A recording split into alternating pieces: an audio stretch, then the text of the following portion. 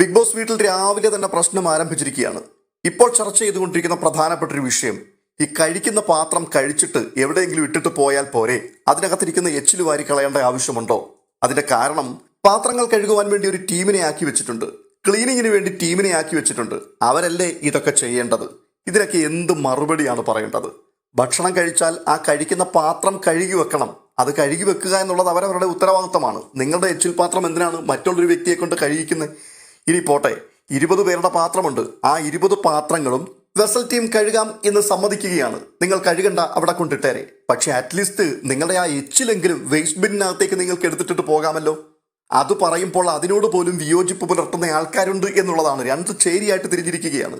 അല്പം മുമ്പ് ഭക്ഷണം കഴിച്ചതിന് ശേഷം എച്ചിലുകൾ പോലും നീക്കം ചെയ്യാതെ അത് വാഷ് ബേസിനിൽ കൊണ്ടുവന്നിട്ടു.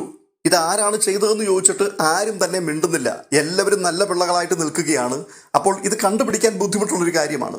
അപ്പോൾ ശാരികയാണ് പറയുന്നത്, ഈ ബേസിക് മാനേഴ്സ് എന്ന് പറയുന്ന കുറെ കാര്യങ്ങളുണ്ട്. അതിൽപ്പെട്ട കാര്യമാണ് കഴിച്ചാൽ ആ കഴിക്കുന്ന പാത്രം കഴുകി വെക്കുക എന്നുള്ളത്. ഇനിയിപ്പോൾ കഴിക്കുന്ന പാത്രം കഴുകാൻ ഇവിടെ ഇങ്ങനെ ഒരു ടീമുണ്ട്, ഓക്കെ. അങ്ങനെയാണെങ്കിൽ നിങ്ങൾ ആ എച്ചിലെങ്കിലും ഒന്ന് എടുത്തു കളയാൻ തയ്യാറാകണം. ഉടനെ തന്നെ മറു ഗ്രൂപ്പ് പ്രശ്നവുമായിട്ട് വരികയാണ്. അതൊന്നും നടക്കുന്ന കാര്യമല്ല. അക്ബർ പറയുന്ന ഒരു കാര്യമുണ്ട്, ഇതൊക്കെ പ്രായോഗികമാക്കുവാൻ വലിയ ബുദ്ധിമുട്ടുള്ളൊരു കാര്യമാണ്. ഇപ്പോൾ ഒരാൾ ബാത്റൂമിലേക്ക് പോവുകയാണ്. ആ ബാത്റൂമിൽ കയറിയിട്ട് തിരിച്ചു വരുമ്പോൾ അയാളുടെ തലയിൽ നിന്നൊരു മുടി താഴേക്ക് കൊഴിഞ്ഞു വീണു. അത് അയാൾ തന്നെ എടുത്തു കളയണം എന്നൊക്കെ പറഞ്ഞു കഴിഞ്ഞാൽ ബുദ്ധിമുട്ടുള്ളൊരു കാര്യമാണ്. ഇതുപോലെയാണ് എച്ചിലിന്റെ കാര്യവും. കഴിക്കുന്ന പാത്രത്തിൽ നിന്ന് അവർ തന്നെ എടുത്തു കളയണമെന്നൊക്കെ പറഞ്ഞു കഴിഞ്ഞാൽ എല്ലാവരെയും കൊണ്ടുപോകും നടക്കുന്ന കാര്യമല്ല. എന്തൊരു ന്യായീകരണമാണ് ഇവരൊക്കെ നടത്തുന്നത്? ഇത് കേട്ടുകൊണ്ട് നിൽക്കുന്ന ഒരു പൊതുസമൂഹമുണ്ടെന്നും ഈ സമൂഹം ഇവരെ എങ്ങനെ വിലയിരുത്തും എന്നുള്ളത് പോലും ഇവർ ചിന്തിക്കാതെ വായിൽ വരുന്നത് അങ്ങ് അടിച്ചു വിടുക. എന്ന് വെച്ചാൽ എന്തെങ്കിലുമൊക്കെ കണ്ടന്റ് ഉണ്ടാകണമല്ലോ. അപ്പോൾ ഒരു കണ്ടന്റ് ഉണ്ടാകാൻ വേണ്ടി അങ്ങ് പറഞ്ഞു വിടുകയാണ്. ഈ പറയുന്ന ആൾക്കാർക്കും അറിയാം ഇതൊക്കെ തെറ്റാണ് എന്നുള്ളത്. എന്നിട്ടും എന്തിനാണ് ഇങ്ങനെയൊക്കെ സംസാരിക്കുന്നത്? പരസ്പരം വലിയ ബഹളം നടന്നുകൊണ്ടിരിക്കുമ്പോൾ അനീഷ് വന്നിട്ട് പറയുന്നുണ്ട്, കഴിക്കുന്ന പാത്രം, തിന്നുന്ന പാത്രം അവരവർ തന്നെ കഴുകി വെക്കണം. അനീഷിന്റെ ആ ഒരു ശൈലി ഉണ്ടല്ലോ, ആ ശൈലിയിൽ അടിക്കുകയാണ്. അപ്പോഴേക്കും അനീഷിന് നേരെ അങ്ങ് കയറുകയാണ് ഈ എതിർ ടീം.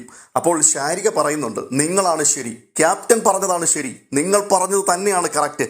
ശാരിക അനീഷിനെ സപ്പോർട്ട് ചെയ്ത് സംസാരിച്ചത് സരികയ്ക്ക് ഇഷ്ടപ്പെട്ടില്ല. അക്ബർക്കും അപ്പാനിക്കും അനുമോൾക്കും ആർക്കും ഇഷ്ടപ്പെട്ടില്ല. പെട്ടെന്ന് അപ്പുറത്തേക്ക് പോയി ഇതിനെതിരായിട്ടൊരു ചർച്ച അവിടെ നടക്കുന്നുണ്ട്. നാണമില്ലല്ലോ അവൾക്ക്. ഇന്നലെ വരെ അവൾ അനീഷിനെതിരായിരുന്നു.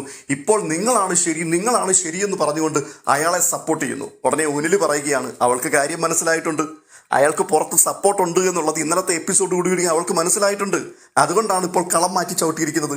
അത് വളരെ കറക്റ്റായിട്ടുള്ളൊരു കാര്യമാണ്. ശാരിക അനീഷിന്റെ പുറകിന് നടന്ന് ചട്ടമ്പിത്തരം എല്ലാം കാണിച്ചുകൊണ്ട് നടക്കുകയായിരുന്നു.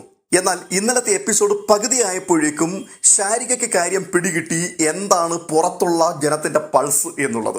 അത് മനസ്സിലാക്കിയിട്ട് ഉടൻ തന്നെ ശാരിക കളം മാറ്റി ചവിട്ടാൻ തയ്യാറായി. അതായത് പുറം ലോകത്തുള്ള ജനങ്ങളുടെ മാസ് സപ്പോർട്ട് അനീഷിനാണ് ഉള്ളതെങ്കിൽ അനീഷിനോട് ചേർന്ന് നിന്ന് കഴിഞ്ഞാൽ തനിക്കുള്ള നെഗറ്റിവിറ്റി കുറഞ്ഞു കിട്ടും, കുറച്ച് സപ്പോർട്ട് തനിക്കും കിട്ടും. ബുദ്ധിപരമായിട്ട് ചിന്തിച്ചുകൊണ്ട് പതിയെ അനീഷിന്റെ ഭാഗത്തേക്ക് ശാരിക ചരിഞ്ഞു. എന്നാൽ വീട്ടിലുള്ള മറ്റാൾക്കാർക്ക് ആർക്കും അത് മനസ്സിലായിട്ടില്ല. അവർക്ക് പിടികിട്ടി പുറത്ത് അനീഷിന് സപ്പോർട്ടുണ്ട് എന്നുള്ള കാര്യം അവർക്ക് പിടികിട്ടി. എങ്കിൽ പോലും അനീഷിനെ പിന്തുണയ്ക്കാനോ അല്ലെങ്കിൽ അനീഷിനോടുള്ള സമീപനത്തിൽ മൃദുത്വം കൊണ്ടുവരാനോ ഇവർക്ക് ആർക്കും താല്പര്യമില്ല. ഇപ്പോൾ ശാരിക, നിങ്ങൾ പറഞ്ഞതാണ് ശരി, തിന്നുന്ന പാത്രം അവനവൻ തന്നെ കഴുകി വെക്കണം, അല്ലെങ്കിൽ എച്ചിൽ അവനവൻ തന്നെ എടുത്തു കളയണം എന്ന് അനീഷ് പറഞ്ഞ കാര്യത്തെ സപ്പോർട്ട് ചെയ്തത് സരികയ്ക്ക് പിടിച്ചില്ല. സരിക അതിനെതിരെ സംസാരിക്കുന്നുണ്ട്. അതായത് തുടക്കത്തിൽ തന്നെ ഒരാളിനെ പൊതുശത്രുവാക്കി പ്രഖ്യാപിച്ചു. അതുകൊണ്ട് അയാളെ എതിർത്തുകൊണ്ടേയിരിക്കുക. അയാൾ വെറുക്കപ്പെടേണ്ടവനാണ്. ഇനിയിപ്പോൾ അയാളെ എന്തെല്ലാം നന്മകൾ ചെയ്തെന്ന് പറഞ്ഞാലും ഒരു കാരണവശാലും അത് അംഗീകരിക്കാൻ പോകരുത്.